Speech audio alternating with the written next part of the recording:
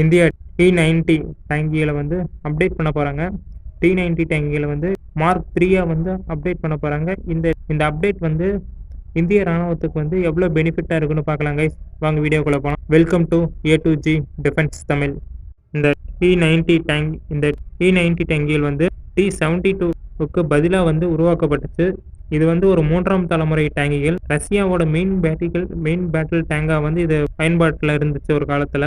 2001 வந்து India Russia கிட்ட இருந்து 300 T90S டேங்கிகளை வந்து வாங்கினாங்க.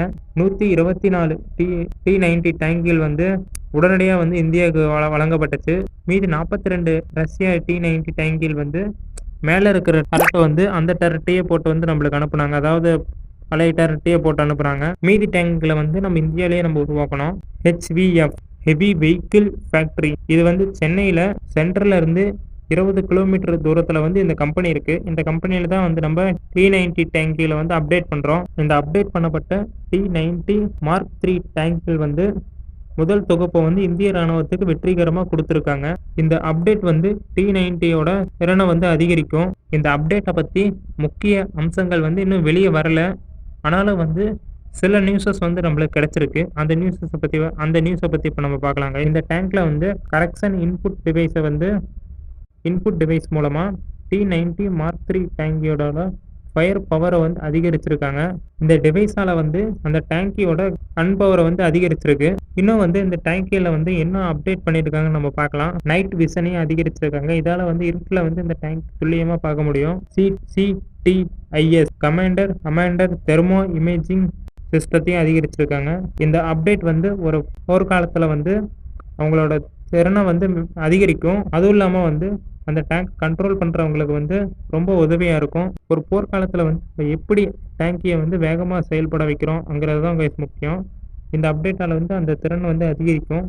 அதே நேரத்தில் வந்து எவ்வளோ இருட்டாக இருந்தாலும் எவ்வளோ வெளிச்சம் கம்மியாக இருந்தாலும் இந்த டேங்கால் வந்து துல்லியமாக வந்து அதோட எதிரிகளை வந்து பார்க்க முடியும். மேலும் வந்து இந்த அப்டேட்டில் டிஜிட்டல் இன்ஃபர்மேஷன் டெக்னாலஜியை வந்து இதில் அதிகப்படுத்தியிருக்காங்க. இந்த டெக்னாலஜி மூலியமாக வந்து அவங்களுக்கு வந்து ஒரு போர்க்காலத்துலேயும் வந்து நம்ம இன்னொருத்தவங்க வந்து தகவல்களை வந்து கரெக்டாக வந்து நம்ம இன்னொருத்தவங்களுக்கு வந்து கொடுக்க முடியும். அதுவும் இல்லாமல் ஃபயர் பவரையும் வந்து இம்ப்ரூவ் பண்ணியிருக்காங்க. ஃபயர் கண்ட்ரோலையும் இம்ப்ரூவ் பண்ணியிருக்காங்க. ஃபயர் பவர் வேறு, ஃபயர் கண்ட்ரோல் வேறு கைஸ். என்னன்னா வந்து ஒரு டேங்க் வந்து ரொம்ப ஹீட் ஆகும். அந்த ஹீட்டில் இருந்து வந்து ஒரு அந்த கன்லேருந்து போகிற புல்லட் வரைக்கும், அதுவும் இல்லாமல் அதோட இன்ஜின் மற்ற பார்ட்ஸில் இருந்தெல்லாம் வந்து ஹீட் ரொம்ப ப்ரொடியூஸ் ஆகும். இந்த ஹீட்டால் வந்து இந்த டேங்க்கு எதுவும் ஆகாமல் இருக்கணும். உள்ளே இருக்கிற நம்ம சோல்ஜர்ஸ்க்கும் வந்து அவ்வளோ ஹீட் அடிக்காமல் இருக்கணும். இதில் வந்து கண்ட்ரோல் பண்ணியிருக்காங்க இந்த அப்டேட் மூலியமாக. இதில் வந்து LCD மானிட்டரும் வச்சுருக்காங்க. அதுவும் இல்லாமல் டிஜிட்டல் மானிட்டர் கம்ப்யூட்டரும் வந்து இதில் பொருத்திருக்காங்க. இதால் வந்து இலக்குகளை வந்து துல்லியமாக இதால் பார்க்க முடியும்.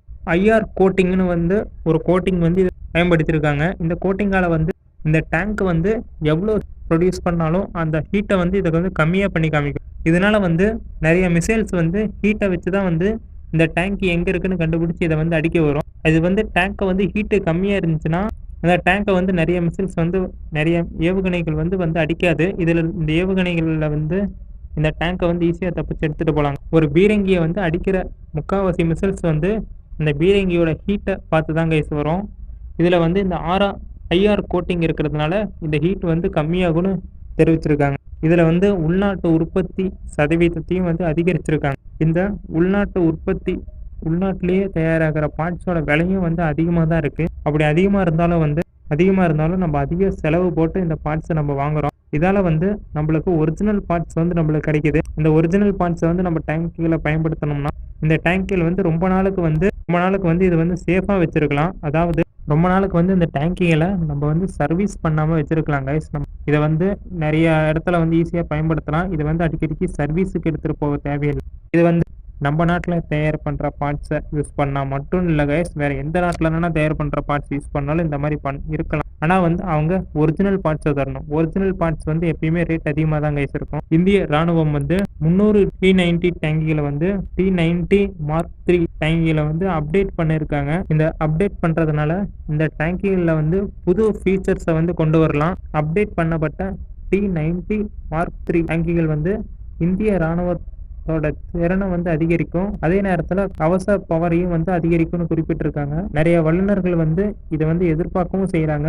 இதை அப்டேட் பண்ணுறதுனால நம்ம இந்திய ராணுவத்தோட திறனையும் அதிகரிக்கலான்னு. ஏன்னா வந்து கைஸ், ஒரு டேங்கியை வந்து நம்ம எந்த ஒரு பொருளாக இருந்தாலும் அதை வந்து நம்ம அப்டேட் பண்ணுறோன்னா அது வந்து இன்னொரு 5-6 வருஷத்துக்கு வந்து அப்படியே இருக்கணும்னு தான் அப்டேட் பண்ணுறாங்க. இதுலேயும் அது பொருந்தும்.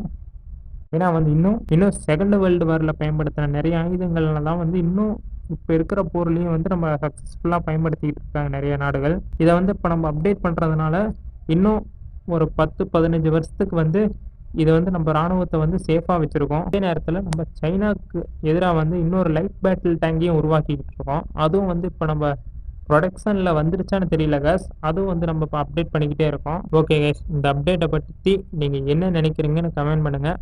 இதோட இந்த வீடியோவை முடிச்சுக்கலாம் கைஸ். இந்த T90 Mark III டேங்கிகள் வந்து இந்திய ராணுவத்துக்கு எவ்வளோ யூஸ்ஃபுல்லாக இருக்குமா இருக்காதாங்கிறத பற்றி கமெண்ட் பண்ணுங்க கைஸ். அடுத்த வீடியோவில் பார்க்கலாம். Bye guys.